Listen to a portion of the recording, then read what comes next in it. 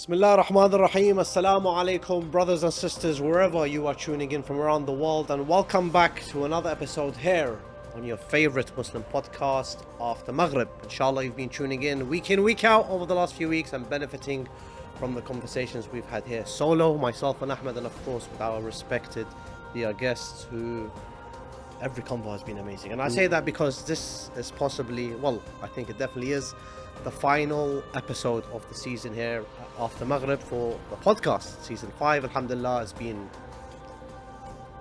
I'll save that to the end actually. But today, let's focus on, inshallah, reacting to a number of clips that have gone viral, that have been shared across WhatsApps, across Instagram, social media, and of course to us here also at After Maghrib with, if I'm not mistaken, people saying react to these clips. Yes. So inshallah, we're Yes, going to they get to do. that soon. But I'm actually dreading this. Why? That means I'm not here next week to record. But yeah, I'll save that. You're to not the here end. for a different reason, say. Don't expose me.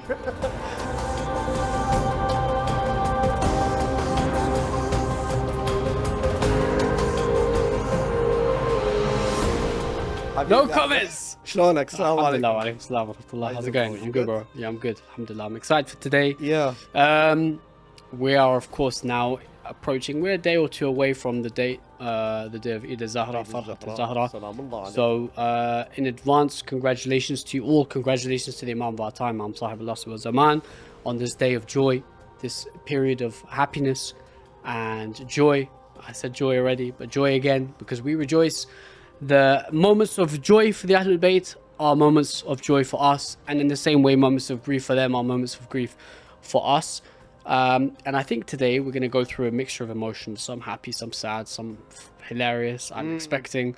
We don't know what's coming up, so we'll leave that. Can I guess? Go on, bro. I have a guess. I don't know if it's true. I don't know the exact content that's going to be shared here on the podcast, but I have a feeling definitely something against Shia.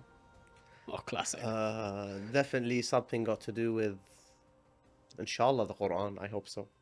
And maybe one or two funny viral videos. We have something Yeah, we'll see. contemporary, We'll something see. political. Let's go. Let's Said go. Mudge, hit us Bismillah. up.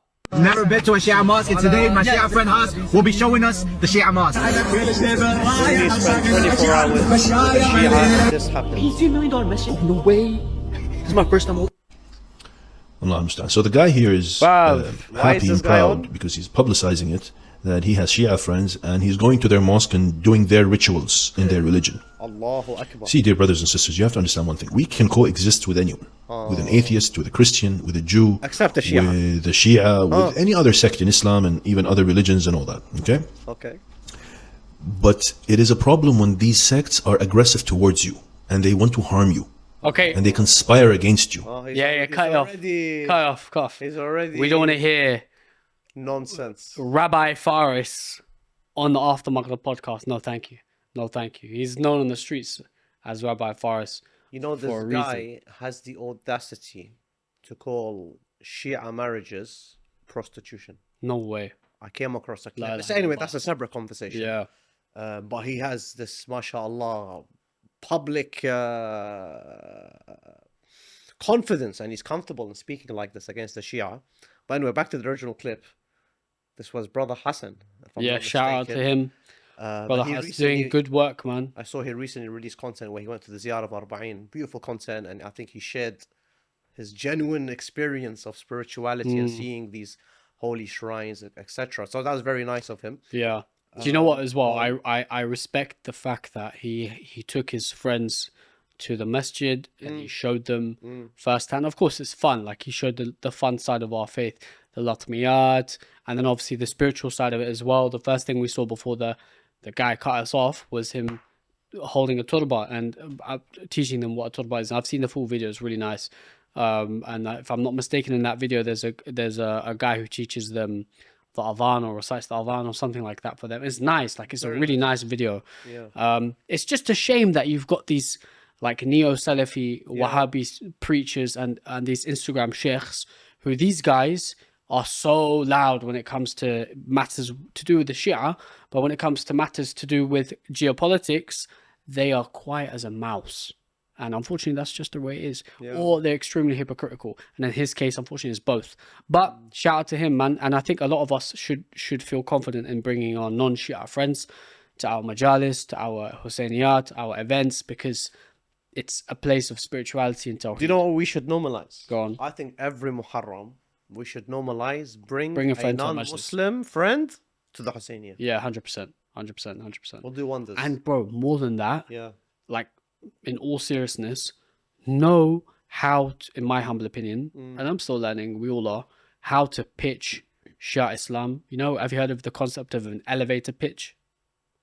So if you're standing in an elevator with a millionaire, yes. he says to me, sell me your business or your idea, you pitch it in 30 seconds.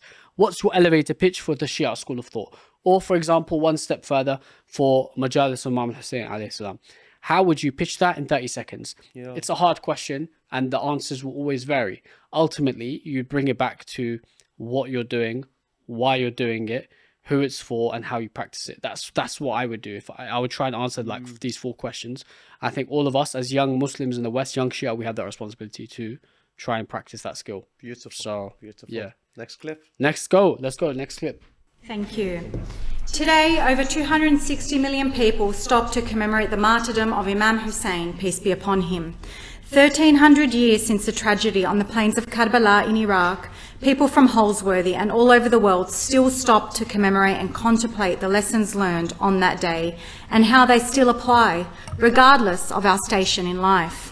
Imam Hussain and his companions could not pledge allegiance to a tyrant and compromise the principles that were passed down onto them from Adam, Noah, Abraham, Moses, Jesus, and Muhammad, peace be upon them all.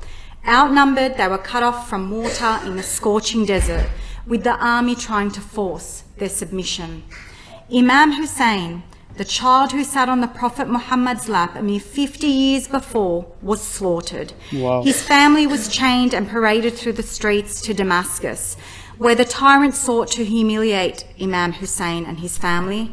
Rather, it was the other way around. The beautiful words of Lady Zainab and Imam Hussain shook the world then and still do today. Far from us be dishonour. Hayhat min ad-dillah. Thank you. Wow. MashaAllah. Wow. I think that sister is probably of Lebanese origin in Australia.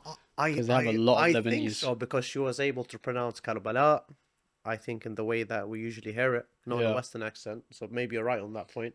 But that's beautiful to hear. Yeah, beautiful. On government And when I level. say about elevator pitch, that's elevator pitch, Yeah, bro. 30 seconds. Smashed it. Yeah. Smashed it. It was obviously like very text heavy. Like there's a lot of information in a short time, but she did an incredible job. And with these kind of statements, and I've been in that position where I've had to condense this kind of information. I've done it once at the UK Parliament and once at a couple of times at the UN. And in those things, you get like a minute or 2 minutes to condense information and make it powerful and deliver it well. And that's exactly what this elected official has done. So credit to her. And also, there's definitely a team of Shia, whoever it is, who are behind her, who helped her draft that statement or gave her a statement.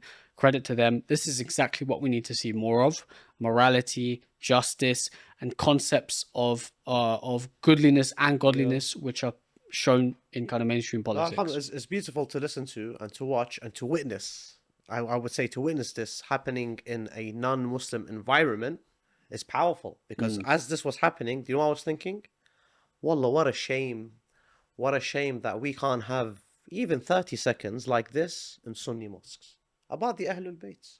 Subhanallah. You're right, Wallah, man. it's very You're sad. right. Sad state of affairs. Okay, you don't want to, let's say, perhaps persuade people to watch Shia Islam. That's not what we're asking you to do. But at least mention Bro. Al Muhammad. It's okay. Reference Al Honestly, Muhammad. I think I've gotten over قل لا this. أسألكم عليه أجرا إلا المودة في القربة. القربة. Yeah.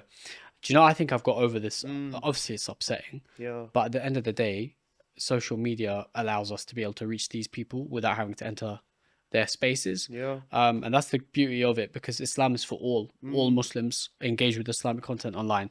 I was in a cafe the other day with a couple of friends, and like 2 tables behind us was a Shia brother. It was crazy. Said you would have loved. Mud, you were with me, right? No, you were there. Were you there? Yeah, he was there. Mustafa was with me. and we were in a cafe, we're having our coffee or whatever. 2 tables behind us was there was a heated polemical conversation happening. Okay. It was 1 Shia brother and 2 Sunni brothers, and it was like 2-on-1. They were both facing him. Okay. Bro, he was holding it down. You could tell that this brother had done his research, was historically aware and educated, was bringing up hadith, was bringing up key arguments, theological arguments that we use, and proofs, not even arguments, proofs that we use. And ultimately, it just goes to show, alhamdulillah wa shukr, that the standard of foundational knowledge for Shia in the UK is extremely high. I was with a scholar last week who told me that by a mile, the basic level of knowledge for Shia in the UK is, in his experience, higher than other countries, because we can articulate our arguments, I'd hope, better, and be able to present our points in a more kind of like coherent fashion. So I think, like I said, the sister's done it here. We got to learn how to do it. In my takeaway, No, sense. Nice. Inshallah, we continue. Ya Ali. Next clip. This is the story of a Jew and a Palestinian. What's up, folks? This is the Israelite Shia, and I'm here to tell you that Palestinians and the Israelites can be one in Shia Islam. I thought my story was crazy. This one's even crazier. Wait till you see us pray together. I'm not kidding. It's the best thing in the world. No, but for real, guys, on a serious note, so I'm a Palestinian Shia revert, and Brother Andrew is a Jewish Shia revert. You want to say it? Yeah, I'm an Israelite Shia. And what else do you need to know? I mean, it's like I've seen it all. I've been to, unfortunately, the Zionist state, and I have seen where the direction is going, and I can see the genocide that's been taking place. And it is unfortunate that not enough Jews are speaking out, and not enough Jews are coming home to the religion of Abraham, Isaac, Jacob, Ishmael, Prophet Muhammad, peace be upon him, and Ahlulbayt. Brother Andrew is a Shia revert as well. His story is amazing. Very interesting. I think it's beautiful to see reverts who join the school of Shia Islam, and of course, particularly those who are standing in solidarity with the oppressed. Here we have a Palestinian and we have someone of Israeli or Jewish background. Of course, they are both treating it like a mature pair of adults should. And I don't feel like, as much as a lot of us inside may have reservations, when you hear about someone who has come from a background like that, for example, who's said, I've been to the Zionist state and so on, and we may have reservations. And I've seen the Instagram comments on that video, and it's a 50-50 split. Half of the people are like fully supportive, and half of the people are extremely reserved, to say the minimum, concerned and so on. Ultimately, if there is sincerity, and it seems like there is from that clip, then we give benefit of the doubt and we wish them all the best. As we're an ummah, we're brothers in belief, we're mu'mineen.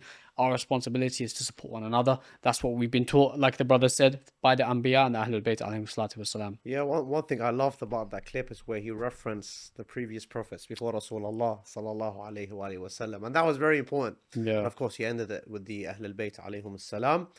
But it's nice to see. Yeah, man. I don't think I've come across someone who said he used to be, ex-Zionist, Israeli, as now Shia. That's a huge journey to take. Yeah, of course.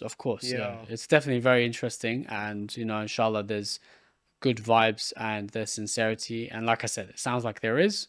So we give them all the best luck, inshallah. And inshallah, we also see a free Palestine. Inshallah. Ya Ali. Well, the one thing is we have jihadists being elected all over the place. We have this, whether it's communism, jihadism. It's a lot of friend of mine called up. He said, really, you should use the word jihadist because that's what's happening. And I'm not sure that anybody, if you take a look at what happens in other countries, I think that's not going to be necessarily the way we want to live. Yeah, what do you think about this? He's obviously talking about Abdul Sayed, who, shout out to him. Abdul Sayed, for those who don't know, has just won the Democratic primary to become the senator of Michigan. and he took down Haley Stevens, who was one of the most AIPAC-funded Democrat primary candidates in the history of the US, who received 10 times more funding than him, who completely had institutional backing and media backing. And Dr. Abdurrahman al-Sayed came in and completely wiped the floor with her. And even the most powerful man in political terms in the world is personally offended by his existence, and it's so funny to see him melt and cry and moan and complain about him on what feels like now a near daily basis. Just shout out to Abdul Sayed, and inshallah we see his victory in the race in November against Mike Rogers. Inshallah. I know it's always nice to see Muslims representing. The thing is, I'm not going to say they represent Islam. I think we give them that label unfairly. I think they just try to be good politicians, good people who happen to be Muslim. But I do want to say something, which was, I read the other day, this was literally 4 or 5 days ago, that his opponent received, in terms of marketing campaign funding from AIPAC, 60 million. 70. Is it 70? Yeah. I read that as 60. That's 70 million US dollars. Yeah, it's crazy. And they lost. And what was the first thing that Trump did when he lost? Before this clip came out and everything, he went on Twitter, and the first thing he wrote was, Abdullah Sayed is an anti-Jew Israeli hater. Crazy. As if that's what life is all about these days. Not American healthcare, not American citizens, not, better education, better economy. No. If Israel's unhappy, the US politicians are unhappy. Why? Why? Look, there's two other things as well. Is Trump also said in a quote, he said Abdullah Sayed doesn't love Israel and he doesn't love Jewish people. Bro, who cares? Wallah, who cares? If anything, is he as well has gone out and he said, I am brothers and my brothers and my sisters are Jews and Christians, and he said that we are against anti-Semitism, as we all are as Muslims, and this is a core part of our belief. Discrimination in any shape or form is un-Islamic, is against human rights, and we accept that. But what I also find hilarious is that Trump has repeatedly talked about him not being representative of American values. So there's a post that he put out on Truth Social, or Trump Social, which is him and his wife Melania. Next to him, Abdul Sayed and his wife in hijab, and they're like, it's a nice picture of them. They're smiling and they're sitting next to each other. And he puts, there are two Americas, and he puts, there's my America and there's his America. Basically, I find it hilarious. Just that comparison. And lastly, just coming back to the point you mentioned as well about AIPAC funding and so on, bro. If someone had told us 10 years ago that in the US, at one point in time, in the near future, there will be more Americans who are anti-Israel than pro-Israel, we'd be shocked. No one would imagine. Surprised, right? But of course, the system that the US employs in terms of, and to be honest, most democracies in the West use, is such where the views of the people aren't always represented in government or in parliament, right? So it's crazy, man. Is what it is. But shout out Abdul Sayed, man. He's incredible. He's such a powerful speaker. It reminds me of when Zohran Mamdani became the mayor of New York. He was going through a similar thing where they were attacking the religion, attacking his beliefs and whatnot. And then eventually all the questions came back down to Israel. Yeah. Where would your first, international visit be? He said, I'll stay in New York. They were shocked. So you're not going to go to Israel? Like, Babo, leave me alone. I mean, what's Israel got to do with everything? Wallah, there is more to life than the genocidal state. Yeah. Wallah. Anyway. Yeah, man. Yeah, bro. Focus on homelessness in your own area and all of that. Poverty in your area. Yalla, bismillah. Next clip. What happened to you? I don't know, for Shia, Ahmed. What? For Shia. What business? You know, Shia go Muslim go Sunnah, Muslim Shia, like people from Iran, Iraq. Where is this? Edgeware Road, Central. This is, I believe, the Arbaeen March. not the one that took place on Sunday the 9th, but Saturday the 8th. What is this nationality? This is, most of them is from Iraq. Iraq? Yes. And then? But they are Shia. Shia means? Humanity. No, Shia is, you know, Muslim go different Muslim. Like, you know, Muslim. Shia is a muwahid. Yeah, it's not only one, yeah. But this one is that doing something unusual. Is it dangerous? No, it's not dangerous, but they do what they believe. What do we believe? Fighting for the... No, they're not fighting. They just like... I mean, like... What is this long one? It has name. Like, there's a name on it. It says Ya Hussain. Imagine how long it is.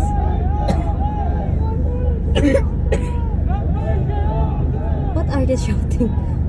What are they shouting? Sometimes they hitting themselves with a knife or with they keep hitting themselves. The passenger. What's this Palestinian? No. Iranian. Yeah, the Iranian. Hussein is our No. identity. Hussein is like Hussein is the son of the daughter of Muhammad sallallahu alaihi wasallam. Son of the daughter? What do you say? The Shia they love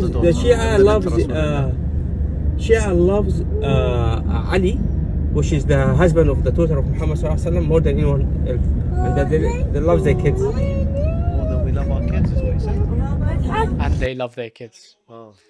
He said, and they love their kids. Zian. I feel like the taxi driver didn't initially say anything wrong. Yeah. He said they're not dangerous. They just have their own thing. Okay, bro, is what it is, isn't it? Like, I don't care, bro.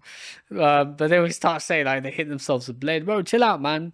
Like, you know, that might be Sayed Ali, but you know, I'm joking. Look, elevator pitch. Oh man, there's so many things to say. There's not really, bro. No, there is, because firstly, I can definitely tell hand and heart, the driver of this taxi driver, probably working for Uber, is a Muslim. Oh yeah, of course. By the way he's answering, and by the way he's presenting. Yeah. And Khatiya, I think, is a tourist visiting the UK who got stuck in traffic during the procession of the Arbaeen here in London Central, Edgware Road. And what's remarkable is that she's asking him what's going on, and he's saying, "Oh, these are the people, the Shia of Iran." Bro, he's not even explaining it properly. So what's shocking is that as a Muslim, you don't even know it is the Arbaeen of Imam al-Hussain. Yeah, but bro, Muslim? Say it, like, I know what you're going to say. Okay. No, I know what you're going to say. You're going to say they should know, you don't know, it's the grandson of the Prophet. Yeah, we know all that.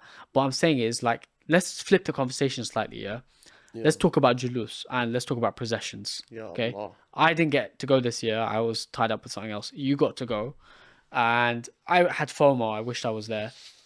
Primarily because you have a gathering of mu'mineen and believers and you want to show your support. Yeah. However, my personal opinion, and last year I went and I was talking to a friend about this, and one of the volunteers, there was a sister who was there, and then a few of them kind of gathered around me, and I was just sharing my feedback, and they took it really negatively and confrontationally.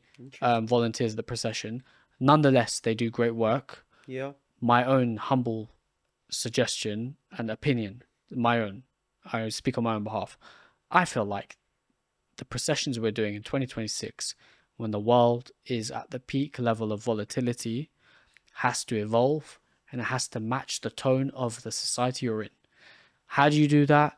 It doesn't mean you stop wearing black abaya, black chistash. No, you wear your black. Black is our cultural symbol and it's our symbol of mourning. But it means that you change the way you pitch what you're doing through a few things. For example, you put in a lot more funding towards things like signage, and I know there are English signs and people have placards saying humanity and this and that, but messaging, framing, marketing, videos, graphics, all of these things need to be fully coordinated. They need to be in tandem. They need to be consistent. The messaging needs to be clear. The best julus or procession we saw was in the year, I think, 2016. You know, I was going to say, I don't remember the Quran thing, but I remember there was a lot of positive media on the Marble Arch procession, and the media, in mainstream media, it was anti-ISIS march in central London by Shia Muslims. Great, like that's great, because it shows that there are Muslims standing up against so-called Islamic terrorism. In the same way, if the framing of this procession was something along the lines of anti-terror march or X, Y, and Z, and it has to be framed like that. You're taking the lessons from Imam Hussain and you're applying those lessons of resistance and standing up against oppression, and applying it to what we see today around us. Like, I don't know, that's just my 2 cents. You know, they do great work. Like I said, the volunteers are very good, generally speaking. A lot of them have question marks on their back to say, come and ask me if you don't know what's going on. Obviously, they probably need way more volunteers. Like if you're looking at this procession, you should see as many volunteers. Not as many, but you need to see like hundreds, if not thousands of volunteers if you've got tens of thousands of people coming. So yeah. It's an interesting opinion to have. I think I'm half there with you. What would you disagree with you? Like, obviously, no one's saying be less Hussaini. I'm saying be more relatable, right? We talked last year on the podcast, Imam Hussain, we can't be selfish with him. So a minute ago, we saw 2 reverts who joined the school of the Ahlulbayt. Bro, don't deny that gift of wilaya to people who could potentially have joined had they read one more card or been given one more leaflet or watched one more video. Do you know what I mean? Like, if we have the potential to do that, but we're hindering that, then that's on us, bro. God will tell us in Yawm al-Qiyamah, well, you are Ahmed, and there's this guy, Martin, or Michael. Martin Lawrence. Yeah. Inside joke. Yeah. There's a guy there. He was going to become Shia, but you didn't do what you were meant to do, so he never found out. Do you know what I mean? Can I give you my take on it? Bismillah. Yeah. But I'll be very simple and quick, because if we talk about this now, it's going to take an hour, Yeah. I say don't change anything. Stay the way you are. Okay. Wear the black, beat your chest, use the chains on your back, speak in your own languages. But alongside all of that, have everything you're recommending. Yes, don't you are just do changing one something and leave the other. Do both. No, that's what I'm saying. No one's saying be less Hussaini. Don't be less Hussaini. Yeah. Just be more relatable. Yeah. Because, bro, it's like doesn't mean we Ashura, don't need to- Karbala, I know that this is Arbaeen your is point. it's not an Arab-centric tradition. It Yeah. feels like it. Yeah. In many ways it is, but it's not, right? I mean, the messaging is not. Messaging is for everyone. You know what's interesting, actually, just on this point. I was there in the Julus, the Arbaeen Procession on Sunday, the 9th of August, and there were people who came that I spoke with, and they said they walked. Someone walked from Like Luton or something like that. Right? Yeah. And when you calculate, like, they walked hours Yeah, to get to this point. Yeah. And it makes It's you very emotional, realize yeah, that. SubhanAllah. And sometimes I wish I'd done that from my home. Yeah. Because the main reason I was there is because I wasn't there for Arbaeen this year in Karbala. And I really had proper ziyarah blues, man. Yeah. Tell me It was really bad. Like, how much times I was telling you, Ahmed, why are we not there? But anyway, I guess it's an invitation, but we make the intention to be there every single year, inshallah. Sayyid Mujj. Can I get on, mate? Can I get boss? Can I get on stage? No. We don't know nothing about you, mate. Paul Chowdhury. Tommy follows me on I'll get on that, X. mate, but if you ain't got a pass, I can't let you. I ain't got a pass, mate. It's last minute. Mate. Sorry, fella. I want to go on stage and say I want my... understand that, mate. Everyone wants to get in on stage. I've sold out the O2. Yeah, I'll get that, mate, but... I've sold out Wembley. Yeah, mate, I'll get that, but if you ain't got a pass... These people need me, mate. Mate, you make phone calls, you get someone to come to the gate, that's it. Who should I call? I know whoever you know. You know everyone, like you call whoever you need to know. I can't get my country back. At least you tried. At least I tried. At least I tried to get my country back. You want to get him on stage? You want to get him on stage? I've been cancelled by them. The right hate me, the fucking left hate me. Can't get on. my man. You good? What's happening, mate? When are you going to give me my country back? Brilliant, mate. He's not letting me on. Why not? Don't know. He thinks I'm a Shiite Muslim, doesn't he? Nah, he's funny, man. Paul Chowdhury is funny. He's not taking a dig at shit. I know you're going to take it personally, saying Paul Chowdhury, from what I know, sound guy. Okay. Like he's a Sikh comedian, mainstream, very, very famous. He said himself there, like the size of what he's done. But he always advocates for integration and diversity and inclusion and supporting one another, multiculturalism, and he's generally like left-leaning. But he's funny, so you can tell through his satirical tone. Yeah. He's mocking it. He's like, "Oh, mate, I want to get on stage, mate. Make a call, mate. Tommy follow." You know. Well, I think. Say, I beg you, give me your best EDO impression. Oh, have you seen that clip by Press TV many years Bro, ago? give me that. When Give they me your interviewed impression. that Say. guy with Islamic ray guns. But I can't. I'm not gonna do that. No. Sorry, bro. Off mic. off mic. خدمتك Say no more. off mic أنا خدمتك إن شاء الله. خادمك. يلا should we move on? Next clip. يلا. Next clip.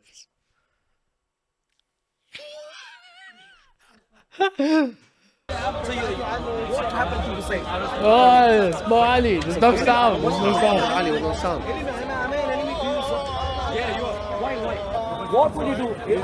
You insult the Prophet. Oh, so what would you do, sir? So what would you do, sir? Nothing. I'm not speaking to you. So you're such a coward?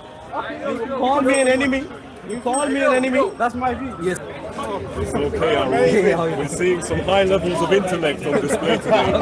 Real professors and academics. I'll tell you in a second. How are you doing? Double patience. Look who comes up. Look who comes up. This is what The guy in the white. Oh, that's Paul Chowdhury. That's Paul Chowdhury. That's the guy we just saw in the last video. Okay. So, who's this guy? Is that Paul Chowdhury? It is. Yeah. You Paul Chowdhury, a comedian. Comedian? Yeah, you are. Okay, so context. The guy in the last video we saw, Paul Chowdhury, he was here on the day of the Arbaeen Procession in Marbalach. Yeah. Now, 20 seconds before Paul Chowdhury comes, Mo Ali Jum'ah Nights, part of the team obviously, shout out to him, is also there. And he was walking, he told us obviously off camera, he was walking through Hyde Park to get to the procession and he got followed. He told me on the phone today, he goes, I got followed by this guy. This guy, I think his name's like Arul or something like that. He's like, I think he's Sri Lankan or South Indian, Christian, but he's like aggressive. He's confrontational.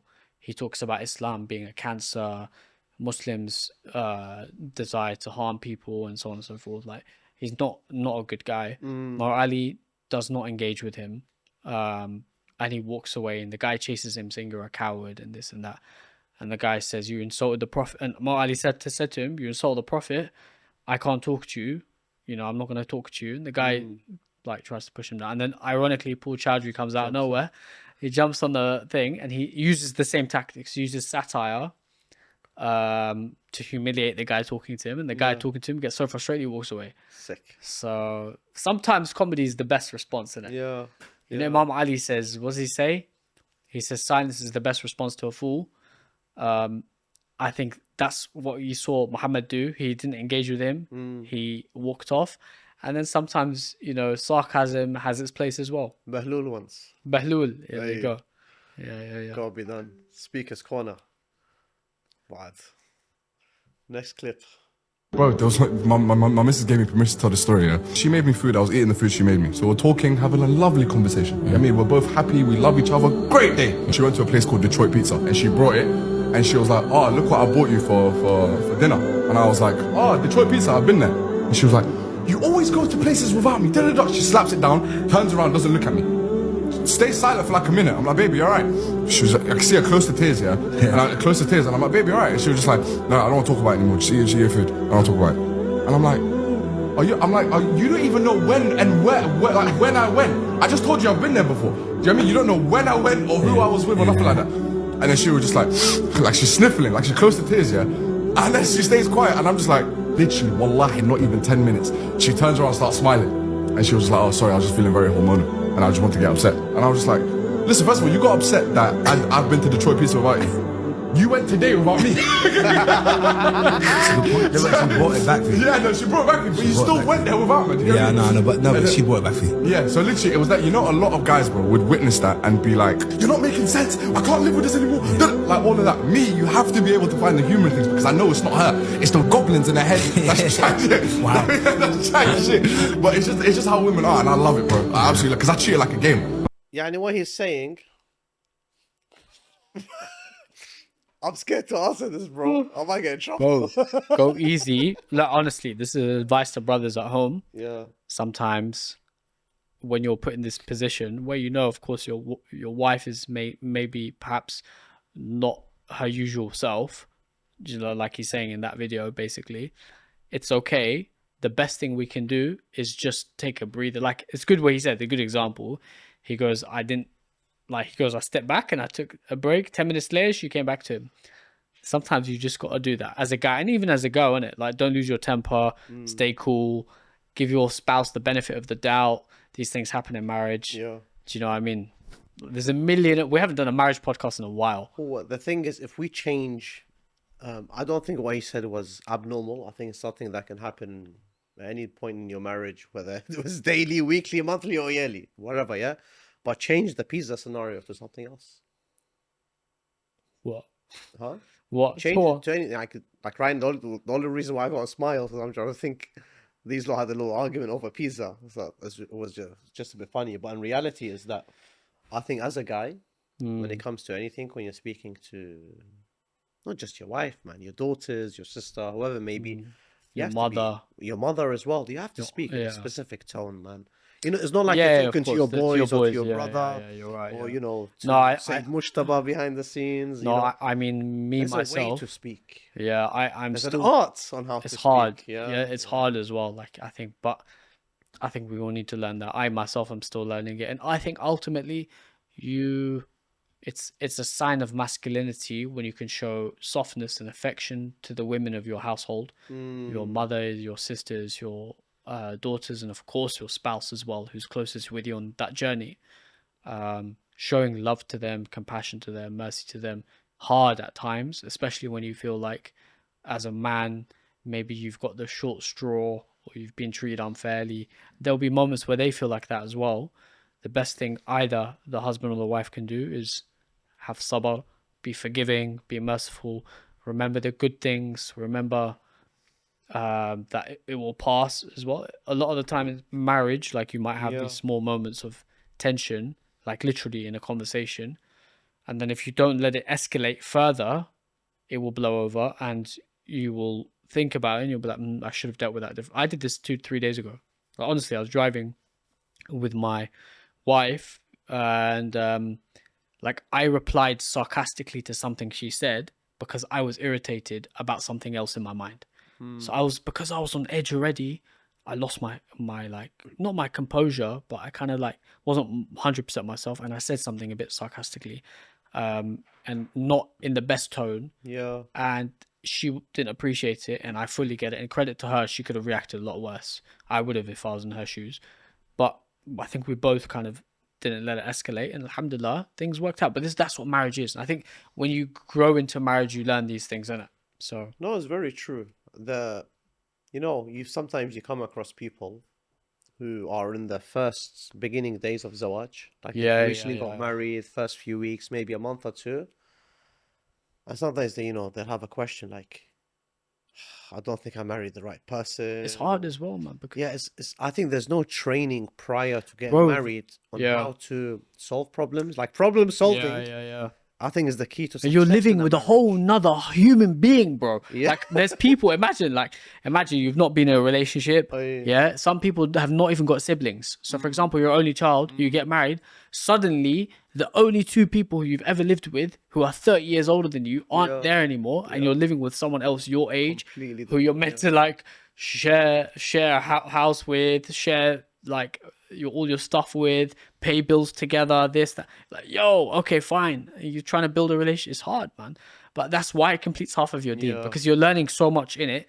You're learning the sabr and the patience and the maturity and the intelligence and all of these things that come with it are godly things. I really believe that marriage and how you deal with the affairs at home, and of course, not everything is discussed outside the four walls in your house, but the way you deal, your dealings with your spouse shows who you truly are. Yeah. Because there's been so much times like we hear these mad stories, Ahmed. Like we know this brother, for example, he's the first in line in Jummah, or he's the best khadim out there in the world, and of course he is, and of course his salah is on point, his akhlaq is on point, but then at home he's like a monster. He's a monster, maybe not just to his wife, to his children as well. Like we hear stories like this, and it's sad. It's sad. Yeah. I don't think this is something they do intentionally. I just think some people just see marriage very differently. They don't see it as coexisting. It's a partnership. It's a lifetime commitment. Yeah. We say in Arabic, sharikat al-hayat, your lifetime partner. And as partners for a lifetime, inshallah, what do? You learn to live with each other. You learn to forgive their flaws. You show mawadda. You show rahmah. You show mercy is that word, I think, and forgiveness. You have to be easy. Ahsan. You can't. And imagine you get married, and something annoys you, okay, and then something else annoys you, and then something else annoys you. Your alternative is, well, okay, for me to reach peace, I'm gonna get divorced. There's people who think like that. They say, if I get married and I don't, it's a result of the society we live in. But no, bro, Zawaj is a very beautiful family institution. Persevere, and obviously, if it ever steps out of hand, then take action and speak to the right people. But yeah, should we crack on? Is there any more clips, or we finished? We'll do one more clip, and then I got a question for you, Ahmed. Oh no! So if you're watching and listening until now, do not leave this episode. I've been a hijabi for a month, and What I on hated earth? it. Strangers would come up to me, cashiers, waitresses. People would always tell me that I was so beautiful.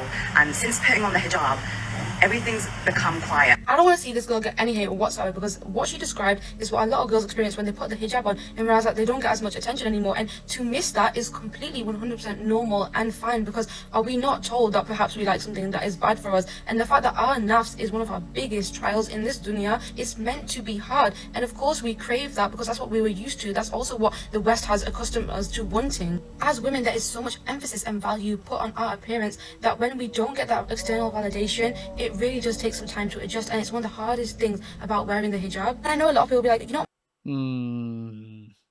I have a lot of thoughts on this.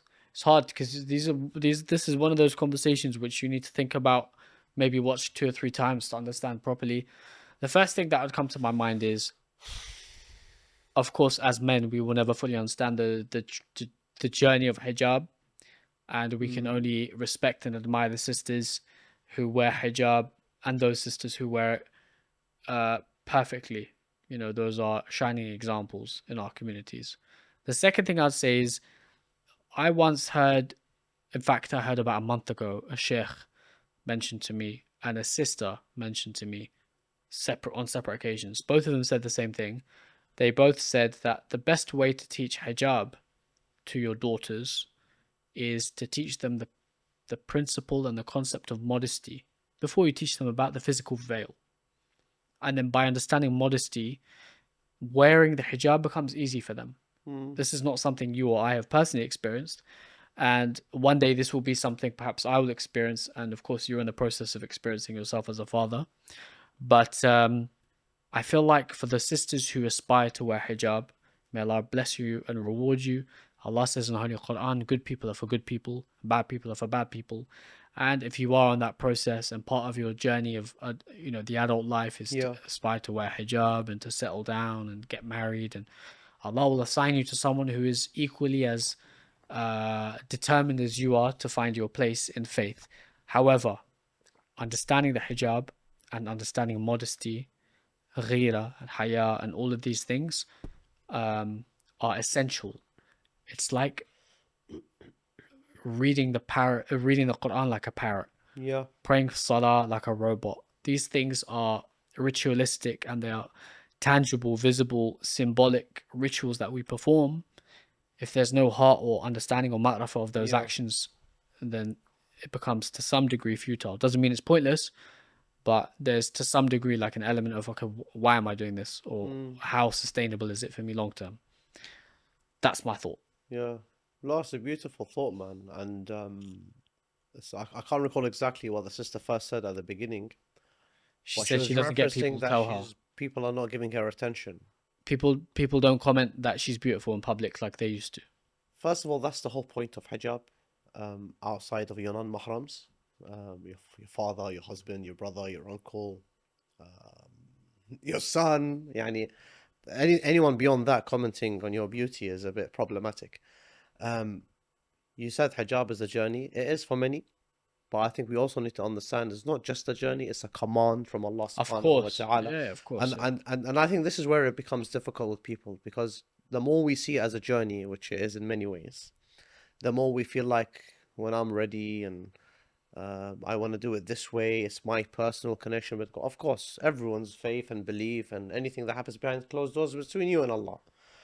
But ultimately, it is a command. Just like salah is a command, fasting is a command, zakat is a command, hajj is a command. Hijab is one of those commands by Allah subhanahu wa ta'ala. But the whole purpose behind hijab, if there was any advice I can give, because I have a growing daughter as well, has recently put on the hijab as well, is that it's more than just the physical appearance. It's the haya, it's the conversations you have when you're alone. It's the conversations you have if you enter a presence with other males who are not mahram to you. And it's not just the presence, it's how you talk, how you walk, how you not post just how on you social dress, media, the tone of voice that you use, how you wear carry the yourself. hijab. There's 101 million things when it comes to hijab. Sadly, we've limited it to only just the headscarf. Well, it's more than and of it those applies to 101 men things, as well in many ways. I was gonna say, of those 101 things, probably 100 of them apply to males. The only thing that doesn't is the headscarf. It's the physical. Everything else is the same. How you carry yourself, how you speak, how you are with a non-mahram. And ironically, as men, our challenges are harder in some areas, and in some areas are easier.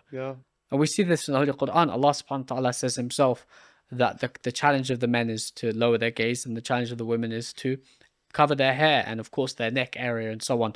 So these are the things which, you know, we have to think about. Was that the last clip? Cool. Okay, guys, in the last few minutes of the podcast, Sayed Ali and I just want to reflect on a couple of things. The journey we've been on in season 5, and then we will wrap up, inshallah. But if we can have your attention for like maybe 5-7 minutes, we'll try and keep it quick.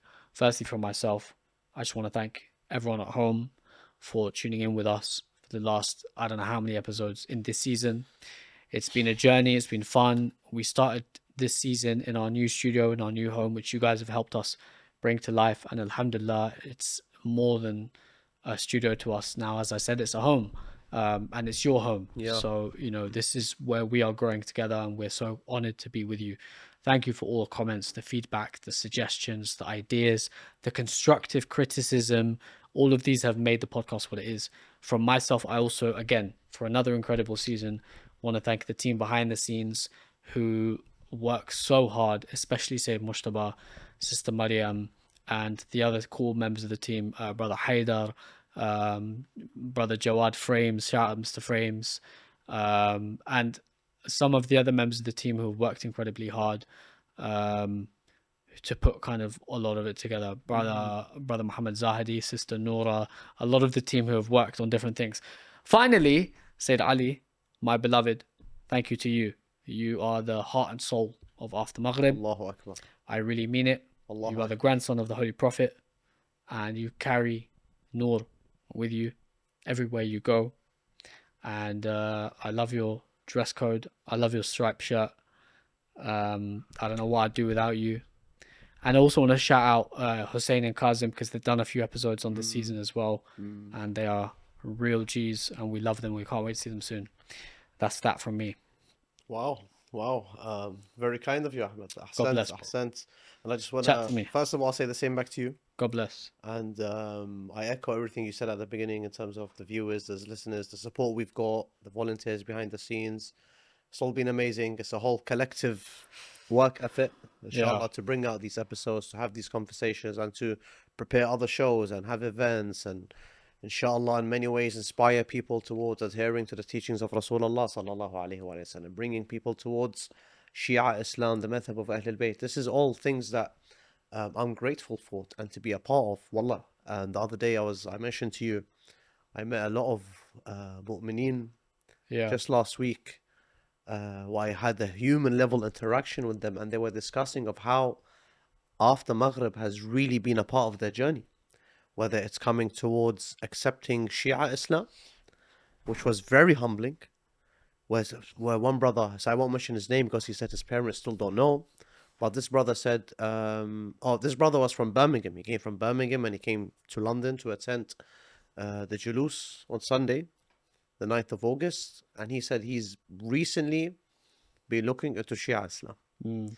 Recently mean over many months. And he had a lot of questions, and he didn't know who to ask. You know, his parents are not really pro-Shia and stuff like that.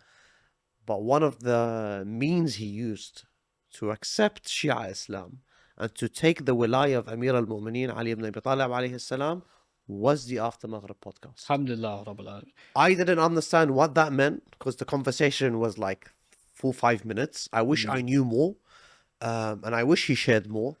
But he did say after Maghrib played a huge role into him accepting Islam being the method of Ahlulbayt.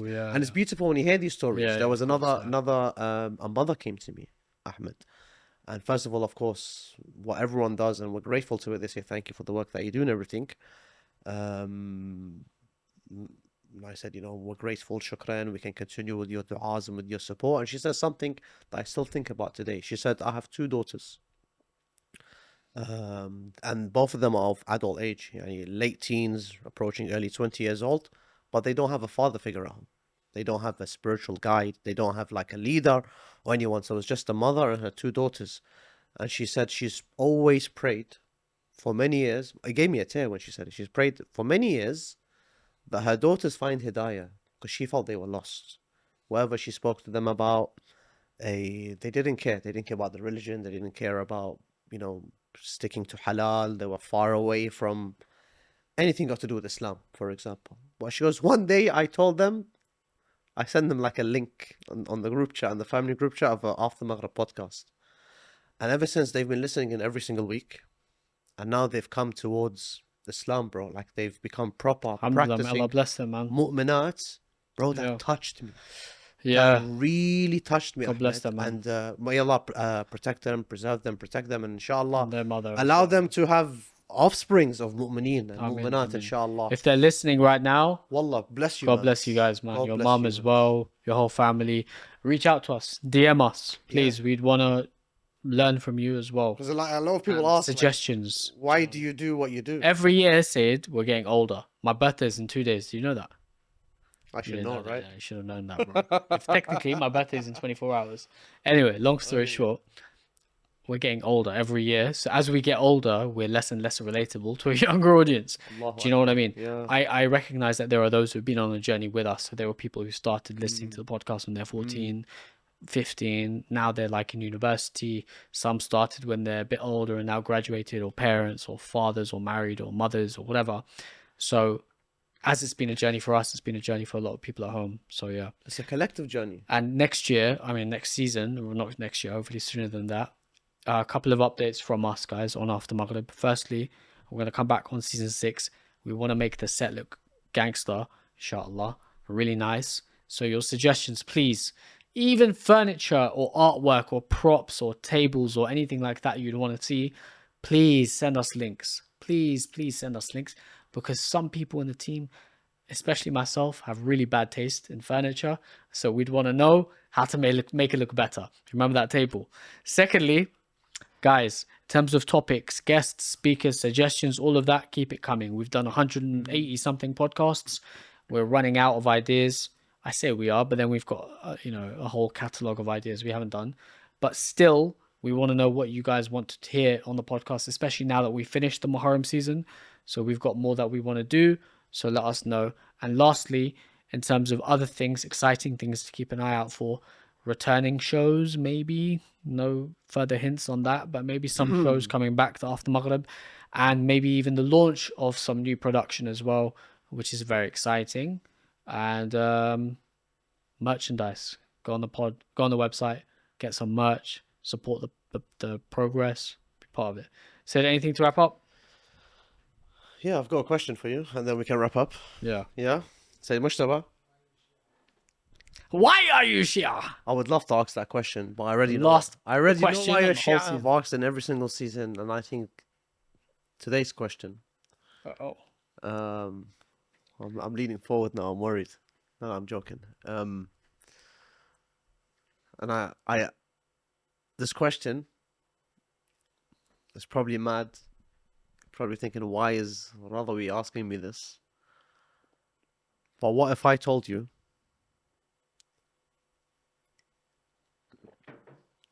this is my final episode After Maghrib? Every year you do. Every season he does this. Every season, Sayed Ali's like, Ahmed, I have something really important to tell you. I'm never coming back. What would you do if I don't come back? Bro, you want the attention? Wallah, you have my attention. I love you. You just told me, guys, before we started filming this, Sayed Ali told me, he's like, I love hearing these stories about the podcast. It makes me realize how much I love it and how much I want to keep doing it. I knew it. I knew you were going to say to me. Eh? What would you say if it was my last episode? No, but that was leading to my actual question. Sorry. So that wasn't your question? No, wallah wasn't. Oh, okay, you're just trying to wind me up. I'm winding you up. But the question is, in 10 years' time, inshallah, Inshallah, we're still somehow involved with After Maghrib. Inshallah. But in 10 years' time, what would you say to yourself today? But depends what I look like in 10 years, right? Not how you look, bro. No, bro. In 10 years' time, what would you tell yourself? But how would I know? It all depends on where I am in 10 years, right? Yeah. So I know what I would tell myself 10 years ago. Okay, let's say, God forbid, you're in a bad place. Based on what happens in those... Let's say, God forbid, you're in a bad place. I would, but say that's the premise of Or the a question bad doesn't make state. sense. Say it. Let me just. No. No, it I doesn't make want sense. you to avoid it. No. It doesn't make sense. If you ask me, what would I tell myself 10 years ago? Yeah. With context of what happened in the last 10 years, I'd be able to tell yourself, do this differently, do this. I want you to imagine, because how you answer it would imagine where you see yourself in 10 years. What would I tell myself? I'd remind myself of the core principles I believe at this point in time are correct. Which is very simple to say. I can say that. So what else could I say? I can't say make sure you don't buy this house in 4 years. Do you know what I mean? I don't know. Just to understand my point, right? Yeah. So all I can tell myself, all I can ask 40-year-old myself to ask 30-year-old myself is just do your best in it. Like, am I like tweaking or No, something? it's a simple question, but you've overcomplicated. Just ask it again. What would the 40-year-old myself tell the 30-year-old myself? Inshallah, long life. Yeah, inshallah. God willing. A good, healthy, long life. One that's spent in khidmah and obedience to Allah and service to Imam and Hussain, and every footstep is towards the tawaf of the Kaaba, towards the shrine of Imam. All of this, inshallah. Okay? But in 10 years' time, what would you tell yourself 10 years ago? Which is today. That entirely depends on what happens in the next 10 years. Do you understand? Yeah. So for example, let me give you an example, yeah? Hold on. If I'm starting my GCSEs, hold on. If I'm starting my GCSEs now, and then I fail it, yeah, and then you say, what would you tell yourself before the exams? Yeah. I say, bro, study harder on this topic. You should have known that. Do you get me? Because I know with context what happened.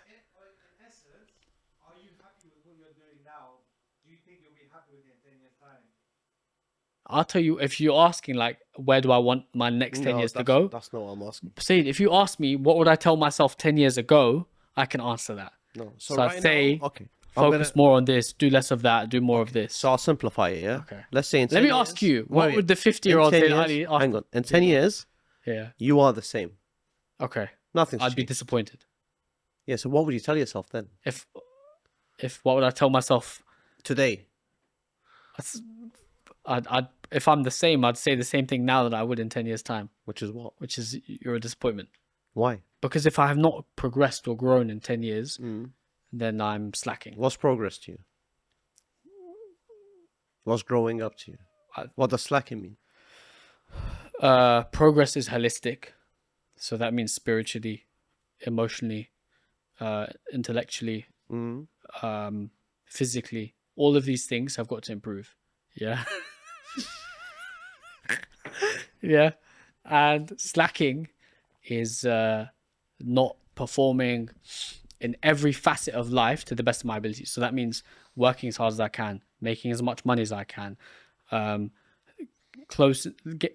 closer to God in my relationship with Him, with the Holy Quran, with stories of the Ahlulbayt, preparing for the Holy Imam, all of these things. Ultimately, just raising my kids. So if I can raise my kids well, I'm happy. You get to a stage in life, especially when you start having growing children, I think, where you realize that everything around you is nonsense.